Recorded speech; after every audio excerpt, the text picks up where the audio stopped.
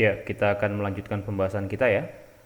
Pada kesempatan ini kita akan mendiskusikan mengenai sifat fisika batuan ya, the physical properties of rock, di mana hal-hal yang akan saya diskusikan di sini diantaranya kemudian pertama siklus dan pembentukan batuan, lalu mengenai batuan sedimen, kemudian sifat fisika batuan dan peran petrofisik. Oke, kita langsung saja. Nah, kita mulai dari terbentuknya batuan ya. Bumi ini adalah planet yang terus berevolusi. Ya, pada awalnya sekitar 4,5 miliar tahun yang lalu, bumi ini hanyalah akumulasi dari bongkahan-bongkahan material ruang angkasa. Kemudian mengalami kompresi sehingga dan terus berevolusi ya sampai akhirnya menjadi planet seperti yang kita kenal hari ini, yang mana terdiri dari benua, samudra dan atmosfer. Dan sampai hari ini bumi ini satu-satunya planet yang dijumpai adanya kehidupan ya. Jadi sampai hari ini kita hanya tahu bahwa bumi adalah satu-satunya planet yang memiliki kehidupan. Planet lain belum ada sampai hari ini. Tapi kita belum tahu nanti selanjutnya. Oke, nah sebenarnya pada mulanya bumi ini terbentuk ya adalah seperti yang dijelaskan tadi bahwa akumulasi dari material-material. Nah, material tersebut awalnya berasal dari ledakan besar ya atau Big Bang, kemudian terlontar dan kemudian dia saling bertabrakan, kemudian terakumulasi lalu terkompresi menjadi sebuah planet ya. Nah, pada mulanya bumi ini sangat panas ya, sehingga menyebabkan material-material tadi uh, meleleh. Nah, panas ini disebabkan oleh pertama tadi tabrakan antar material yang bergerak dengan kecepatan tinggi, kemudian kompresi dan uh, peluruan radioaktif. Ini menyebabkan material-material tadi meleleh. Nah, kemudian membentuk lapisan-lapisan lapisan-lapisan bumi ya, yang mana material dengan densitas yang paling besar itu berada di lapisan bawah ya, dan material yang memiliki densitas lebih kecil itu akan terapung dan berada di atasnya, seterusnya seperti itu. Nah, ini yang kita tahu ya, bumi kan uh, strukturnya berlapis-lapis seperti ini ya. Nah, kita tahu bahwa di bumi ini unsur besi itu yang paling banyak ya, dan besi ini memiliki densitas yang paling besar sehingga pada waktu masih dalam lelehan besi ini tenggelam dan akhirnya menjadi bagian inti bumi karena densitasnya paling besar ya. Kemudian diikuti lapisan yang ringan di atasnya, lapisan selanjutnya, dan uh, yang paling kecil densitasnya itu membentuk crust ya atau kerak yang kita sebut kerak bumi, dan ini yang kita sebut sebagai litosfer, di mana di sini ada manusia, ada kehidupan, dan yang kita tahu sebenarnya yang kita sebut lapisan batuan ya, yang kita banyak tahu sejauh ini ya, ya sebenarnya di bagian kerak aja. Jadi kerak kalau kita lihat struktur bumi secara keseluruhan sebenarnya sangat tipis ya, di mana ketebalannya antara 5 sampai 70 km. Sementara lapisan lain seperti mantel itu 2850, outer core 2200 dan inner core 1270. Jadi sebenarnya eh, kerak bumi, lapisan batuan di mana ini yang paling kita ketahui dan kita sering amati dan di mana ada kehidupan di sana itu sebenarnya sangat tipis ya. Jadi kalau begitu sebenarnya masih banyak hal yang sangat kita tidak ketahui mengenai bumi ini. Jadi hanya sedikit bagian dari bumi yang kita ketahui sejauh ini. Oke, itu ya. Jadi lapisan batuan itu terbentuk di kerak ya. Lapisan paling tipis yang berada paling luar, lapisan paling luar dari bumi seperti itu. Dari bumi seperti ini. Oke.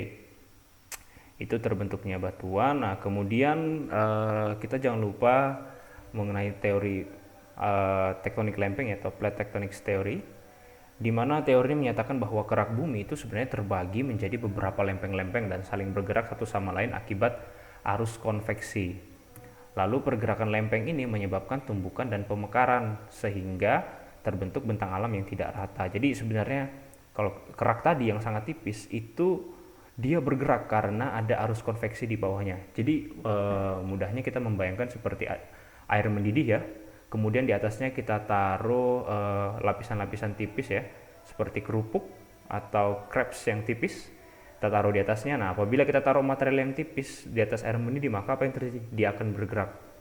Nah, itu kira-kira seperti itu cara membayangkan uh, plate tectonics ya. Jadi kerak tempat kita berdiri, tempat kita melakukan aktivitas, ada peradaban manusia, itu sebenarnya bergerak dinamis ya, karena ada arus konveksi menurut teori tektonik lempeng ini.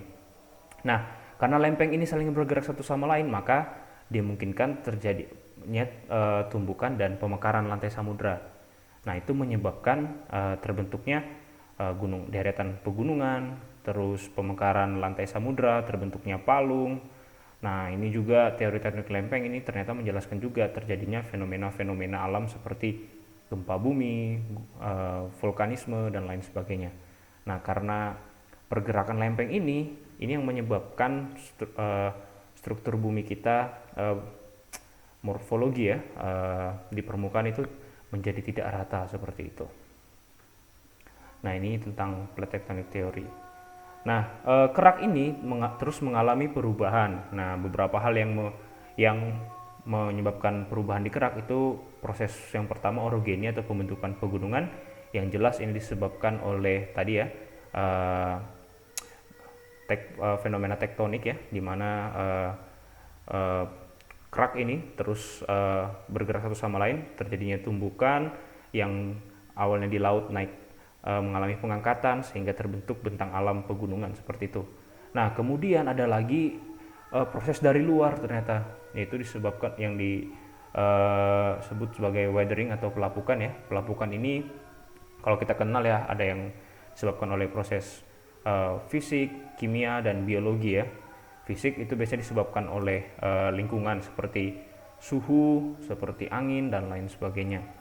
Kemudian kimia bisa ini terjadi banyak di dekat gunung api ya, karena hidrotermal, lalu pelapukan biologi seperti itu. Nah, kemudian proses erosi ya. Erosi ini yang menyebabkan batuan tergerus seperti itu. Nah, pelapukan dan erosi ini proses yang saling terkait satu sama lain. Nah, ini yang menyebabkan terbentuknya formasi geologi, di mana reservoir petroleum terbentuk di situ. Seperti itu ya. Jadi cukup kompleks ya. Jadi bentang alam di kerak itu sangat dikontrol oleh 3 proses ini. Proses pembentukan pegunungan, pelapukan, dan erosi. Oke.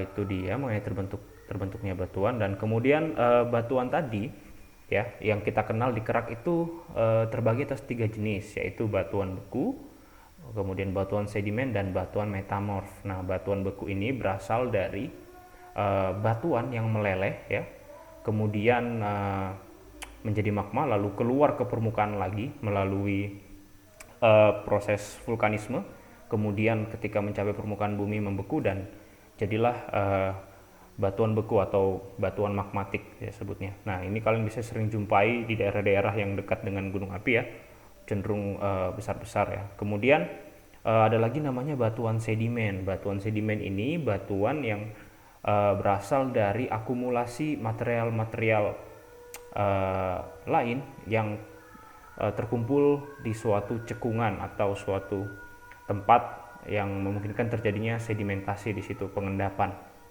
Jadi sedimentary rocks ini sebenarnya kumpulan dari material-material apapun yang bisa dibawa oleh air, sungai, dan lain sebagainya, dan mengumpul kemudian mengendap selama waktu tertentu, dan akhirnya terbentuk batuan sedimen. Nah, sementara batuan metamorf ini adalah batuan-batuan ya yang mengalami kristalisasi akibat P dan T yang sangat tinggi, atau pressure dan temperatur yang tinggi. Biasanya batuan metamorfik ini ciri-cirinya adalah batuan yang mengalami kristalisasi ya, seperti itu. Jadi kalau kalian lihat kristal-kristal, itu adalah batuan metamorfik. Jadi batuan metamorf ini biasanya letaknya cukup dalam, karena memang seperti itu ya, dia letaknya dalam, dan disitulah memungkinkan terjadinya kristalisasi ketika mengalami suhu dan tekanan yang tinggi seperti itu. Dan itulah yang menyebabkan terjadinya batuan metamorfik. Dan batuan ini bisa saling saling membentuk siklus ya. Jadi kalau eh, batuan beku bisa menjadi batuan sedimen, dan batuan beku juga bisa menjadi batuan metamorf, dan begitu pula sebaliknya. Jadi batuan magmatik ini, batu-batuan beku ini bisa mengalami erosi, kemudian tersedimentasi menjadi batuan sedimen ya. Lalu batuan sedimen ini kemudian tenggelam dan mengalami kristalisasi ya, dan kemudian untuk batuan metamorf. Sama juga batuan beku juga mengalami tenggelam ya, dia maksudnya karena proses-proses tertentu akhirnya dia berada di bawah dan di situ mengalami kristalisasi seperti itu. Kemudian juga batuan metamorf dan batuan sedimen bisa menjadi batuan beku setelah meleleh, kemudian keluar lagi ke permukaan melalui proses vulkanik seperti itu. Jadi ketiga batuan ini saling berhubungan ya. Jadi satu batuan ini berasal dari jenis batuan yang lain, dan begitu pula yang lain seperti itu. Nah, dalam kajian petroleum, batuan sedimen ini adalah batuan yang paling penting ya. Kenapa paling penting? Karena 66% batuan yang terdapat di kerak itu adalah batuan sedimen. Jadi batuan sedimen ini adalah batuan yang paling banyak terdapat di kerak, sekitar 66%. Kemudian batuan beku itu 20% ya, dan yang paling sedikit ialah batuan metamorf 14%. Makanya kalian sangat jarang ya menemukan batuan-batuan yang indah ya, karena batuan metamorf ini batuan yang mengalami kristalisasi, sehingga secara tampilan batuan metamorf ini sangat memanjakan mata seperti itu. Itu dia, ini terkait dengan siklus batuan ya.